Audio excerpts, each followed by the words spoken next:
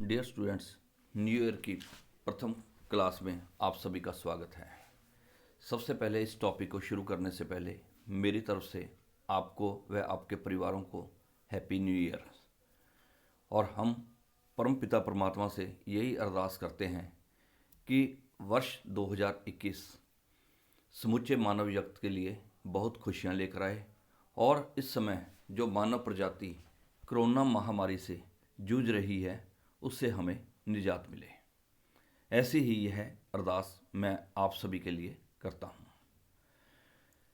विद्यार्थियों, आज हम एम्ब्रियोलॉजी के अगले टॉपिक एक्स्ट्रा एम्ब्रियोनिक मेम्ब्रेन अर्थात फीटल मेम्ब्रेन पर चर्चा करेंगे। जैसा कि इससे पहले मैंने आपको बताया था कि एम्फीबियन तक के प्राणियों का परिवर्तन जल में होता है, क्योंकि एम्फीबियन प्राणियों के अंडे जलीय वातावरण के लिए अनुकूलित होते हैं, अर्थात उनमें परिवर्तन की क्रिया जल में होती है और जल में ही इन प्रवर्धित होते हुए अंडों को पर्याप्त मात्रा में जल में घुलित ऑक्सीजन मिल जाती है और जल में ही इन्हें बाह्य आघातों से रक्षा मिलती है। परंतु ज्यों-ज्यों इवोल्यूशन की क्रिया आगे बढ़ती गई तो जलीय जंतुओं का मूवमेंट अर्थात प्रतिस्थापन स्थलीय जंतुओं में होने लगा, परंतु इन प्राणियों को भी रिप्रोडक्शन के लिए जल की तरफ जाते देखा गया। परंतु कुछ प्राणी जो पूर्णतः स्थल पर रहने के लिए अनुकूलित हो चुके थे, इनमें जल में प्रजनन की किसी प्रकार के कोई अनुकूलन नहीं पाए गए। अतः इस प्रकार के प्राणियों में स्थलीय डेवलपमेंट अर्थात स्थलीय अनुकूलनों के अंतर्गत इनमें के अंडों में योग की मात्रा बहुत अधिक पाई जाती है, अर्थात इनके अंडों को हम पॉलीलेसिथल अर्थात अतिपीतकी अंडे कहते हैं। इनमें योग अधिक मात्रा में होने के कारण प्रवर्धित होते हुए भ्रूण को आवश्यक पोषण की क्रिया योग से प्राप्त होती है।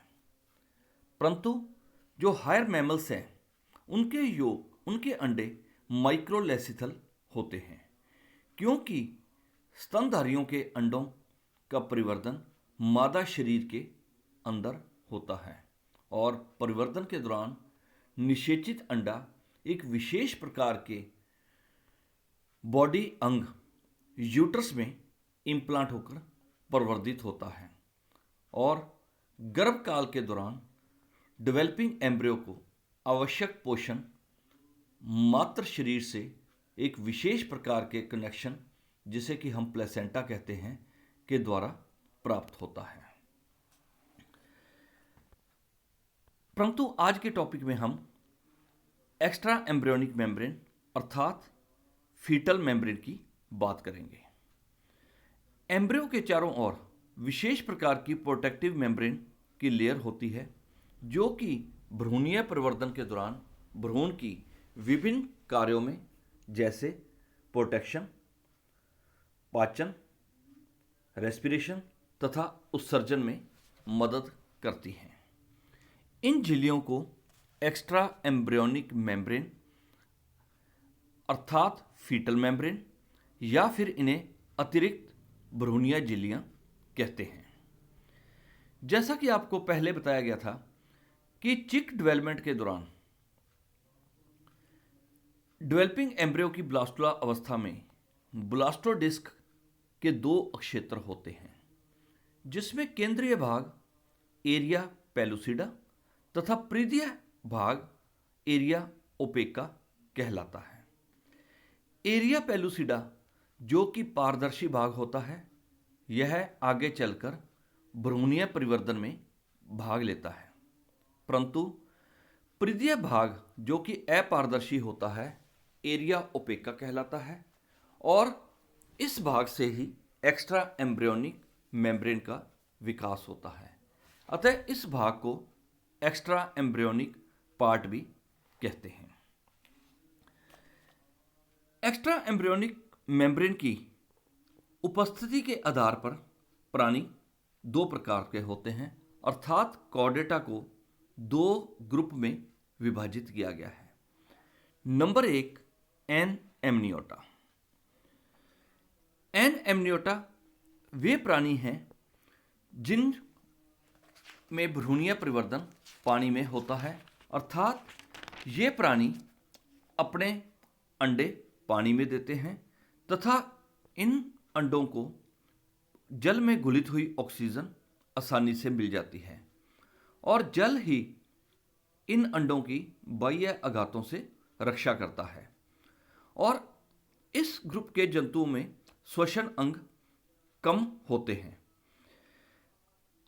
अतः इनमें एक्स्ट्रा एम्ब्रियोनिक मेम्ब्रेन का निर्माण भी नहीं होता।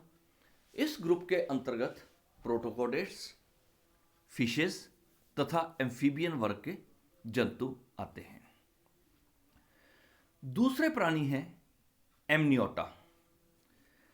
इस ग्रुप के प्राणियों में भ्रूणीय परिवर्तन के दौरान भ्रूण के चारों तरफ विशेष प्रकार की झिल्लियां, एक्स्ट्रा एम्ब्रियोनिक मेम्ब्रेन का परिवर्तन हो जाता है। ये जंतु जमीन पर अंडे देते हैं, इसलिए स्थल पर ही एम्ब्रियो की रक्षा, श्वसन, उत्सर्जन तथा पोषण के लिए इनमें एक्स्ट्रा एम्ब्रियोनिक मेम्ब्रेन विकसित हो जाती हैं। एक्स्ट्रा एम्ब्रियोनिक मेम्ब्रेन के बारे में विस्तृत अध्ययन हम चिक डेवलपमेंट के अंतर्गत करेंगे। चूजे में क्रमशः 4 प्रकार की एक्स्ट्रा एम्ब्रियोनिक मेम्ब्रेन का विकास होता है। इन मेम्ब्रेन का विकास क्रमशः 3 प्राइमरी जर्म लेयर्स, क्रमशः प्राइमरी एक्टोडर्म, प्राइमरी मेसोडर्म तथा प्राइमरी एंडोडर्म से होता है, क्योंकि ये जंतु त्रिस्तरीय प्रकृति के होते हैं।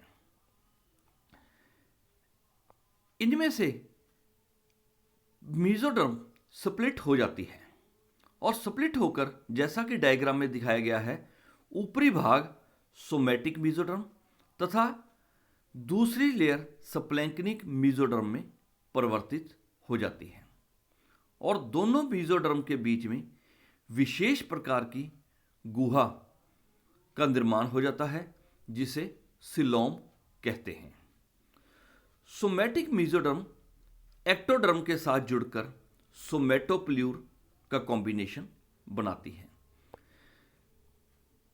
जबकि स्प्लैंक्निक मेसोडर्म अथवा विसरल मेसोडर्म एंडोडर्म से मिलकर स्प्लैंक्नोप्ल्यूर्स का निर्माण करती है और इस प्रकार यह सोमैटिक मेसोडर्म व स्प्लैंक्निक मेसोडर्म क्रमशः एक्टोडर्म व एंडोडर्म से मिलकर सोमैटोप्ल्यूर एवं स्प्लैंक्नोप्ल्यूर का निर्माण करती है और इन्हीं दोनों प्ल्यूर से ही इन चारों एक्स्ट्रा एम्ब्रियोनिक मेम्ब्रेन का निर्माण होता है, जिन्हें कि हम क्रमशः एमनियोन, कोरियोन कहते हैं। एमनियोन व कोरियोन का निर्माण, जैसा कि आपको बताया गया है, सोमैटोप्ल्यूर से होता है, जबकि third extra embryonic membrane yolk sac एवं अलेंटोइस का निर्माण स्प्लैंक्नोप्ल्यूर से होता है। ये चारों एक्स्ट्रा एम्ब्रियोनिक मेम्ब्रेन एम्ब्रियो निर्माण में भाग नहीं लेती, परंतु डेवलपिंग एम्ब्रियो की विभिन्न कार्यों जैसे पोषण, रेस्पिरेशन, एक्सक्रीशन एवं प्रोटेक्शन में रक्षा करती हैं।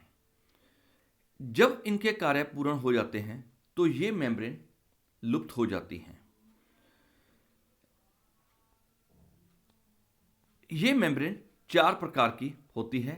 सबसे पहले हम यॉर्क सैक का बात करेंगे। जैसा कि डायग्राम में दिखाया गया है कि अंडे के 2 साइड होते हैं। इस डायग्राम में राइट साइड के ऊपर अंडे का पॉइंटेड एग है, जबकि लेफ्ट साइड की ओर अंडे का ब्रॉड एंड है। अंडे के एंटीरियर एंड की तरफ, जो कि पॉइंटेड होता है, हेड फोल्ड का निर्माण होता है, जबकि पोस्टीरियर ब्रॉड एंड की ओर टेल फोल्ड का निर्माण होता है। जैसा कि डायग्राम में दिखाया गया है, यॉर्क सैक। यॉर्क सैक सर्वप्रथम एक्स्ट्रा एम्ब्रियोनिक मेम्ब्रेन में सर्वप्रथम प्रवर्धित होने वाली झिल्ली यॉर्क सैक होती है। इसका निर्माण इंक्यूबेशन के लगभग 16वें घंटे पश्चात शुरू हो जाता है। जब ब्लास्टोडर्म का निर्माण हो जाता है तो एक्स्ट्रा एम्ब्रियोनिक स्प्लैंक्नोप्ल्यूर, जिसमें कि क्रमशः 2 स्तर होते हैं, जिनमें आउटर लेयर स्प्लैंक्निक मेसोडर्म तथा इनर स्तर एंडोडर्म होता है। ये यॉर्क पिंड के ऊपर फैलकर उसे चारों तरफ से घेरकर यॉर्क सैक का निर्माण करते हैं, जैसा कि इस डायग्राम में दिखाया गया है। अंडे के केंद्र में यह ब्लैक लाइनिंग वाला अक्षेत्र यॉर्क है, जिसके चारों तरफ के यॉर्क सैक कवर किए रहता है। यॉर्क सैक का भीतरी स्तर एंडोडर्म का, जबकि बाह्य स्तर स्प्लैंक्निक मेसोडर्म का बना रहता है। एंडोडर्म ही यॉर्क के संपर्क में रहती है। यॉर्क सैक विशेष प्रकार के व्रंत यॉर्क स्टॉक द्वारा भ्रूण के अधर तल से जुड़ा होता है, जैसा कि इस डायग्राम में भ्रूण दिखाया गया है, जो कि इन्वर्टेड दिशा में अर्थात उल्टे दिशा की ओर इंगित है। पहले यह माना जाता था कि भ्रूणीय परिवर्तन के दौरान पोषण हेतु यॉर्क स्टॉक द्वारा ही भ्रूण को मिलता है, परंतु बाद की इन्वेस्टिगेशन से यह सिद्ध हो चुका है कि यॉर्क सैक की अंदरूनी स्तर एंडोडर्म से एक विशेष प्रकार के उंगलीनुमा प्रवर्ध या उभार निकलते हैं, जिन्हें यॉर्क सैक सेप्टा कहते हैं। यॉर्क सैक की एंडोडर्मल सरफेस पर बनने वाले यॉर्क सैक सेप्टा यॉर्क पिंड में धंसकर यॉर्क का पाचन शुरू कर देते हैं। क्योंकि यॉर्क सैक की एंडोडर्मल लेयर से विशेष प्रकार के पाचक रस स्रावित होते हैं, जो कि यॉर्क का पाचन शुरू कर देते हैं। इस प्रकार यॉर्क सैक एक पोषक अंग के रूप में कार्य करता है। पहले यह माना जाता था कि पचित यॉर्क स्टॉक द्वारा भ्रूण को मिलता है, परंतु रीसेंट इन्वेस्टिगेशन से यह सिद्ध हो चुका है कि यॉर्क सैक की दीवारों में विशेष प्रकार की वाइटिलिन वेन्स पाई जाती हैं।